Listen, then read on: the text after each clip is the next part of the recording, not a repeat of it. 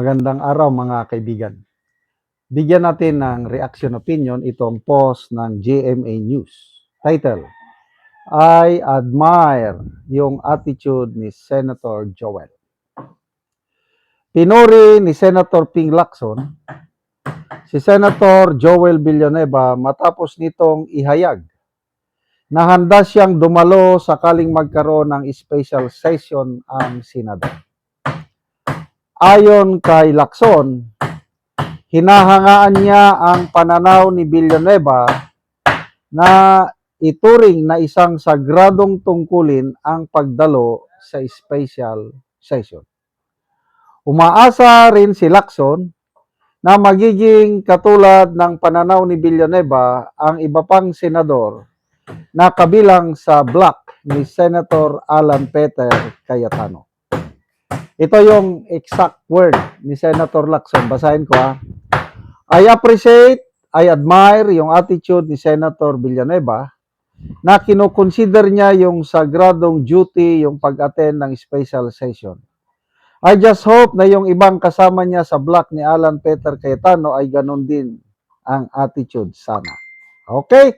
So, tingnan natin ang reaksyon ng taong bayan. Kung marami ang nag-like at nag-love sa statement na ito, ibig sabihin, tama yung ginagawa ni Senator Villanueva. Kaya lang, kung baliktad, kung marami ang tumatawa at galit, ay mali yung kanyang gagawin. Oh. Ito. Sandali. 18,000 ang nag-react. 12,000 ang tumatawa. 425 ang galit. 4,200 lang ang nag-like. Anong percentage nito? Nasa 85% mga netizens na tinatawanan o galit sa pag-attend ni Senator Villanueva sa special session. Okay, bakit ang Pangulo magtawag ng special session? Ang special session tinatawag ng Pangulo kung naka-break, naka-recess ang Congress. Kagaya ngayon, naka-recess sila. Magpapatawag lang ng special session kung may mga importanteng batas na dapat nang ipasa. Yung sense of urgency. O kaya merong emergency situations, malaking problema ng bansa, kailangan tawagin mo ang Kongreso para magbigay sila ng kapangyarihan sa Pangulo, magpasar ng batas, ganyan. Ang tanong, meron bang emergency situation ng bansa ngayon? Katulad noon ng pandemic? Wala naman ah. So, sa tingin ko, opinion ko, there's no need to call for a special session of Congress. Kasi yung mga batas na ipapasa, anti-political dynasty bill, hindi naman apurahan yan. Ano pa? AX. Ano pa? Tertiary Education Act. Binasa ko yung mga nakalinyang batas na dapat i-aprubahan. Wala. Walang emergency cases doon na dapat ipasa.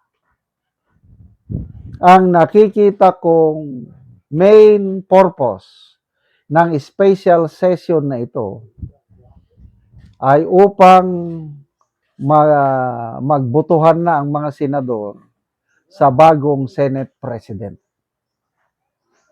Kasi sa nakikita ko na, dahil nagpahayag na ng kahandaan si Villanueva na mag-attend, ibig sabihin, ito, opinion ko lang ito, I might be wrong, sana mali ako. Magkamali sana ako para hindi matuloy. Kaya lang ang nakikita ko, sa special session sa June 17, formal nang tatawid si Senator Villanueva. Aalis na sa Cayetano Block at lilipat na sa Gatchalian Block. Ibig sabihin, magiging 13 na sila. Yung dating solid block 11, nadagdagan ng isa nung tumawid si Escudero. Ito na naman, panibagong tawid, si Villanueva maging 13 na sila. So dahil 13 na sila, naabot na nila yung constitutionally required number of senators to have a quorum and elect a new Senate President. Kaya, normal. Dapat lang purihan, pasalamatan ni Senator Lacson si Senator Joel Villanueva sa kanyang pag-attend dahil sa wakas, makukuha na nila ang leadership change sa Senado. Sa wakas, mapipigilan na nila ang pag-imbestiga sa Blue Ribbon, Blue Ribbon Committee, yung flood control. Kasi nga, nasimulan na ng Cayetano Marcoleta Black noong June 4. Bukas, another one. May lalabas na additional 14 Marines na magtistigo. Pag hindi nila gagawin ito, pag hindi sila mag-special session, pag hindi nila maagaw ang liderato, di tuloy-tuloy, nako, patay ang mga masterminds. Tuloy-tuloy maisiwalat ang pinakamalaking nakawan sa kaban ng bayan, sa kasaysayan ng bansa. Iyan ang pipigilan nila. Kaya, masayang-masaya si Senator Lacson sa gagawing ito ni Villanueva dahil sumunod siya sa yapak ni Escudero. Mabuti at nag-advise ang amahan ni Senator Joel, respected Jesus is Lord, founder and leader, Brother Eddie Villanueva. Sabi niya, anak, sundin mo ang konsensya mo. Sundin mo ang perfect will of God sa buhay mo. Huwag mong sundin yung sinasabi ng mga kaibigan mong politiko. Tama. So, ang warning ni General Romeo P. Puquis, sana sundin mo ang konsensya mo, Senator Joel, or kung hindi, huhusgaan ka ng matindi kasaysayan as the senator who God knows who does not pay. Salamat mga kaibigan sa inyong pagsubaybay sa channel nito. Nakakatulong kayo ng malaki sa tribong Talandig ng Bukidnon dahil ang income natin sa channel na ito is pantulong po sa tribo. Namimigay tayo ng libreng yero at pako para makapagpatayo sila ng mas maayos na tirahan. Panoorin nyo ang video nito.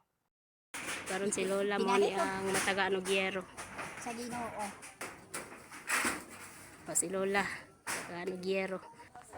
So si Lola mo nga buslot na ang iyang balay.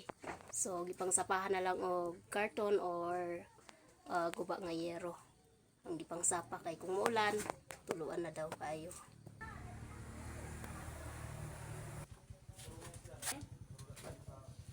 So guba na gid kay ang yero ni Lola. So karon Lola, pila na ni katuig ang imong balay? 20. So 20 years na ang balay ni Lola. So pila na imong edad Lola?